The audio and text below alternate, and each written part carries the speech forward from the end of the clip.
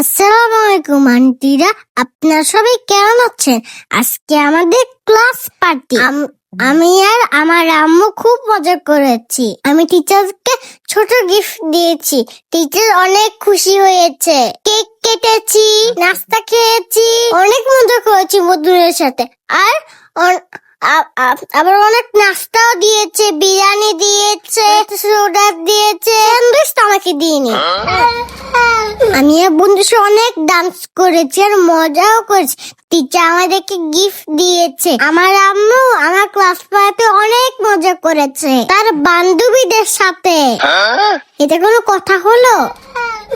আমার ক্লাস পার্টিতে আমার আম্মু মজা করে। আজকে আন্টিদেরকে খুব সুন্দর লাগতেছে।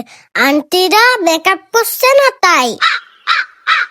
আজকে এখানে নুরার আম্মু আসছে, বুশের আম্মু আসছে, সুবৈতা আম্মু আসছে, সাইফানের আম্মু আসছে, আর আমার বন্ধু মুস্কানের আম্মু আসছে। আমার আন্টিরা বাচ্চাদেরকে ছেড়ে বিরিয়ানি খাইছে, এটা কোনো কথা? আপনারা কি বাচ্চাদের মতো এরকম ক্লাস পার্টি করেন? আন্টিরা রাজবাড়িতে শুধু কেক খায়, কেক খাই থাকে, তাও নাকি নিজেদের বাচ্চাদেরকে ছেড়ে, কোনো কথা? আজকে অনেক দিন পর ভেবেছি আপনাদের সঙ্গে একটা ভিডিও শেয়ার করব, কিন্তু যখনই ভয়েস দিতে বসলাম তখনই আমার মেয়েটা এসে বলে, দাও আম্মু আমিও কিছু বলি। আর সে কি বলেছে সেটা তো আপনারা শুনেছেনই। আপনাদের কাছে কেমন লেগেছে অবশ্যই জানাবেন। তো যাই হোক, আসলে সেই দিন আমার মেয়ের ক্লাস পার্টি ছিল। আমাদের বাচ্চারা একজন আরেকজনের খুব ভালো ফ্রেন্ড, আর আমরা মায়েরা একজন আরেকজনের খুব ভালো বান্ধবী। আর সত্যি সেই দিন সবার সঙ্গে অনেক ভালো একটা সময় কাটিয়েছি। সুবাইতার আম্মুর কেকটা অনেক বেশি মজা ছিল, আর রিপা আপুর চিকেন ফ্রাইটার কি আর বলবো, অনেক মজার ছিল। সংসার, বাচ্চা, কত ঝামেলার পরে এই যে সময়টা, এটাই না অনেক ভালো যায়।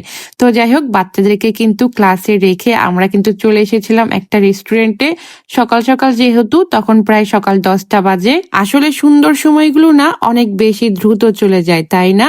এই যে সবাই মিলে কেক খেলাম, বিরিয়ানি খেলাম, তারপর রিপা আপুর বানানো এই নাড়ুটাও কিন্তু অনেক মজা ছিল।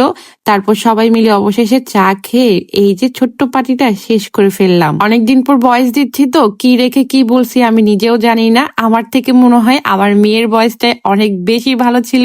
তো যাই হোক, আজকে যেহেতু মুখে দিয়ে আর কোনো কথা বের হচ্ছে না, সেই জন্য আর কোনো কথাই বাড়াচ্ছি না। সবাই ভালো থাকুন, সুস্থ থাকুন।